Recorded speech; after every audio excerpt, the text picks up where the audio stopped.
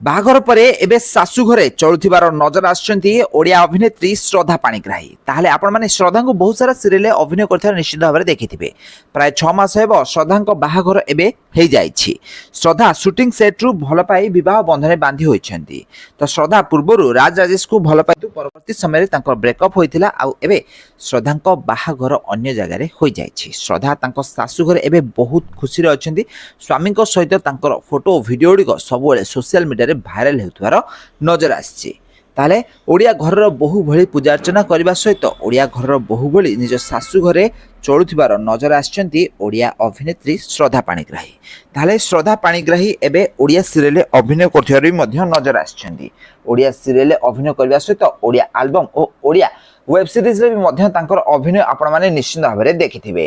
ତ ଶ୍ରଦ୍ଧା ପାଣିଗ୍ରାହୀ ଏବେ ବାହା ହୋଇସାରିଛନ୍ତି। ବାହାଘର ପରେ ଏବେ ସେ ନିଜ ଶାଶୁ ଘରେ ବହୁତ ଖୁସିରେ ଚଳୁଥିବାର ଦେଖା ଦେଇଛନ୍ତି।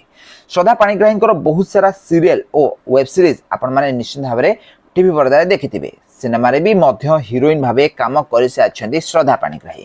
ତାହେଲେ ଛୋଟ ବେଳରୁ ହିଁ ସେ ଅଭିନୟକୁ ବହୁତ ଅଧିକ ଭଲ ପାଆନ୍ତି। ଛୋଟ ବେଳରୁ ତାଙ୍କୁ ଅଭିନୟ କରିବା ପାଇଁ ବହୁତ ପସନ୍ଦ। ଆଉ ସେ ଅଭିନୟ କରି ସାରା ଓଡ଼ିଶାର ଲୋକମାନଙ୍କ ମନକୁ ଜିତିବାରେ ସଫଳ ହୋଇପାରିଛନ୍ତି।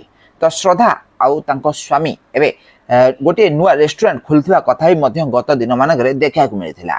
ତାହେଲେ ଶ୍ରଦ୍ଧା ପାଣିଗ୍ରାହୀ ନିଜ ସ୍ୱାମୀଙ୍କୁ ତାଙ୍କ ବିଜନେସରେ ବି ମଧ୍ୟ ସାହାଯ୍ୟ କରୁଥିବାର ନଜର ଆସିଛନ୍ତି। ଶ୍ରଦ୍ଧାଙ୍କ ସ୍ୱାମୀ ଜଣେ ସିଙ୍ଗର ବି ମଧ୍ୟ ଅଟନ୍ତି। ଓଲିଉଡ୍ ଇଣ୍ଡଷ୍ଟ୍ରି ପାଇଁ ତାଙ୍କ ସ୍ୱାମୀ କିଛି ଗୀତ ବି ମଧ୍ୟ ଗାଇଥିବା କଥା ଦେଖିବାକୁ ମିଳିଛି।